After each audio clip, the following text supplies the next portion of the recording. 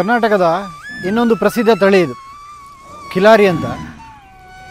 ಉತ್ತರ ಕರ್ನಾಟಕದಲ್ಲಿ ಮತ್ತು ಮಹಾರಾಷ್ಟ್ರದಲ್ಲಿ ದೊಡ್ಡ ಸಂಖ್ಯೆಯಲ್ಲಿ ಕಾಣಸಿಗ್ತಾ ಇದೆ. ಅಲ್ಲಿಯ ನೀರಾವರಿ ಪ್ರದೇಶದಲ್ಲಂತೂ ಇದರ ಹೋರಿಗಳಿಗೆ 2 ಲಕ್ಷ 3 ಲಕ್ಷ ಬೆಲೆ ಬಾಳುವಂಥ ಕಿಲಾರಿಗಳಿದೆ.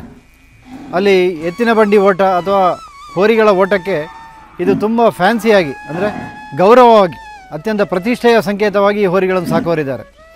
ಕಿಲಾರಿ ಅಂತ ಮೂಲ ಹಳ್ಳಿಕಾರಿಂದ ಬೆಳೆದು ಬಂದಂಥ ತಳಿ ಇದು. ಉತ್ತಮ ಕೆಲಸಗಾರ ತಳಿ. ಹಾಲು ಕಡಿಮೆ ಕೊಡೋದು, 2 ರಿಂದ 3 4 ಲೀಟರ್ ಹಾಲು ಕೊಡುವಂಥದ್ದು. ಆದರೆ ಈ ಕರುಗಳು, ಈ ದನಗಳು, ಕಿಲಾರಿ ದನಗಳಿಗೆ ಒಂದು ಹೋರಿ ಕರು ಹುಟ್ಟಿದರೆ ಪೂರ್ಣ ಹಾಲು ಕರುಗಳಿಗೆ ಕೊಡ್ತಾರೆ. ಯಾಕೆಂತ ಹೇಳಿದ್ರೆ 1 ವರ್ಷ 2 ವರ್ಷ ಆಗುವಾಗ ಈ ಹೋರಿ ಕರುಗಳು 1 ಲಕ್ಷ 1.5 ಲಕ್ಷ ಬೆಲೆ ಬಾಳುವ ಒಂದು ದೊಡ್ಡ ನಿಧಿ ಆಗುತ್ತೆ ಅವರಿಗೆ. ಹಾಗಾಗಿ ಹಾಲು ಪೂರ್ಣ ಈ ಗಂಡು ಕರುಗಳಿಗೆ ಕೊಡ್ತಾರೆ. ಅಂತಹ ತಳಿ ಇದು ಕಿಲಾರಿ ಅಂತ.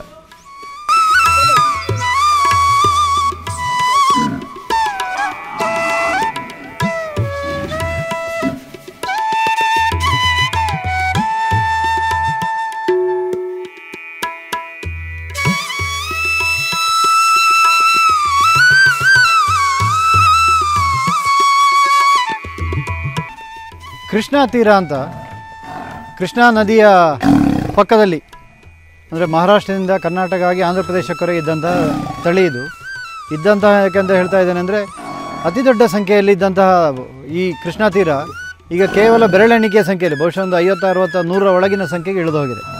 ಕೃಷ್ಣಾ ನದಿಯ ವಿಶೇಷವಾದ ಕಲ್ಲು ಮಣ್ಣಿನ ಭೂಮಿಯಲ್ಲಿ ಉಳುಮೆ ಮಾಡಲಿಕ್ಕೆ ಬೇಕಾಗಿಯೇ ಬೆಳೆದಂತಹ ತಳಿ ಇದು. ಉತ್ತಮವಾಗಿ ಹಾಲು ಕೊಡುತ್ತೆ. 6 ರಿಂದ 8 ಲೀಟರ್ ಹಾಲು ಕೊಡುವ ಕಾರ್ಯಕ್ಷಮತೆ. ಅದಕ್ಕಿಂತ ಹೆಚ್ಚಾಗಿ ಹೋರಿಗಳನ್ನಲ್ಲಿ ಉಳುಮೆಗಾಗಿ ಬಳಸಿದಂಥ ತಳಿ.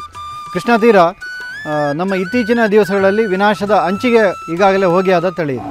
ಕೃಷ್ಣಾ ತೀರ ಅಂದರೆ ದೊಡ್ಡ ಸಂಖ್ಯೆಯಲ್ಲಿ ಕಾಣ್ತಾ ಇರೋದು ಈಗಲೂ ಕೂಡ ಕರ್ನಾಟಕದಲ್ಲಿ. ಆದರೆ ಆಂಧ್ರದಲ್ಲಿ ಕೂಡ ಒಂದಷ್ಟು ಕಾಣಬಹುದು. ಮಹಾರಾಷ್ಟ್ರದ ಕೃಷ್ಣಾ ನದಿಯ ಪಕ್ಕದಲ್ಲಿ ಕೂಡ ಕಾಣಲಿಕ್ಕೆ ಸಾಧ್ಯತೆ ಇದೆ. ದೊಡ್ಡ ಸಂಖ್ಯೆಯಲ್ಲಿ ಬಾಗಲಕೋಟೆ, ಮುಧೋಳ, ರಾಯಚೂರು ಜಿಲ್ಲೆಗಳ ಕೃಷ್ಣಾ ನದಿಯ ಆಜುಬಾಜಿನಲ್ಲಿ ಕಾಣ್ತಾ ಇದ್ದಂಥ ತಳಿ ಇದು ಕೃಷ್ಣಾ ತೀರ. ಇದರ ನೀವು ತೆಗಿಬೇಕಾದ ಒಂದು ಕಣ್ಣು, ಒಂದು ಕಿವಿಯ ಒಳಗಿನ ಭಾಗ ಮತ್ತು ಮೂತಿ ಅದಷ್ಟು ಕಪ್ಪಿರಬೇಕಂತ ಲೆಕ್ಕ. ಅದು ಹೌದು, ಕಾಗೆ ಕಣ್ಣಿನ ದನ ಅಂತಲೇ ಹೇಳ್ತಾರೆ. ಅದೇ ಹೇಳಿಕ್ಕೆ ಬರ್ತದೆ, ಬೇಕಾದ್ರೆ ಹೇಳಿಬಿಡ್ತೇನೆ ನಾನು ಪುನಃ, ನೀವು ಅದನ್ನು ತಗೊಂಡ್ಬಿಡಿ. ಕಿವಿಯ ಒಳಗೆ ಕೆಳಗಿನ ಭಾಗದಲ್ಲಿ ಕಪ್ಪಿರುತ್ತೆ, ಕಣ್ಣು ಕಪ್ಪಾಗಿರುತ್ತೆ ಮತ್ತು ಮುಖ ಅದಷ್ಟು ಕಪ್ಪಿರಬೇಕು ಆ ಕೃಷ್ಣಾ ತೀರದ ಮೂಲ ತಳಿಗೆ.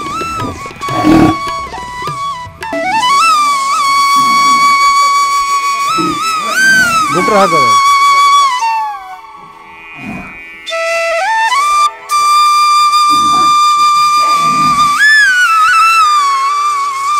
ಕರ್ನಾಟಕದ ಪ್ರಮುಖವಾಗಿ ಉತ್ತರ ಕರ್ನಾಟಕದ ನಾಡತಳಿ ಇದು.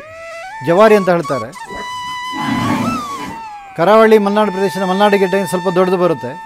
ಇನ್ನೂ ಶುದ್ಧ ತಳಿ ಅಂತ ರೆಕಾಗ್ನೈಸ್ ಆಗಿಲ್ಲ. ಇದು ರಾಷ್ಟ್ರೀಯ ಮಟ್ಟದ ತಳಿಯ ಸಾಲಿಗೆ ಇನ್ನೂ ಬಂದಿಲ್ಲ. ಆದರೆ ಉತ್ತರ ಕರ್ನಾಟಕದಲ್ಲಿ ದೊಡ್ಡ ಸಂಖ್ಯೆಯಲ್ಲಿರುವಂತಹ ತಳಿಗಳಿದೆ.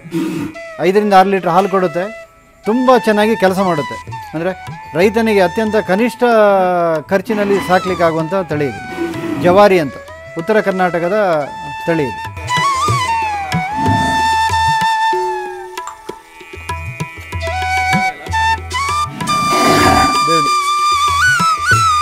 ಎಷ್ಟಾಯ್ತು ನಿಮ್ಮ ಸ್ಕೋರು?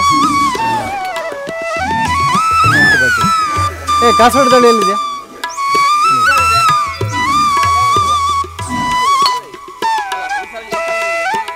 ಇದರಲ್ಲಿ ಯಾವುದೂ ಇಲ್ಲ ಇನ್ನು. ಕೇರಿಗಾರ ಎಲ್ಲಿ ಕಟ್ತೀಯಾ? ಕೇರಿಗಾರ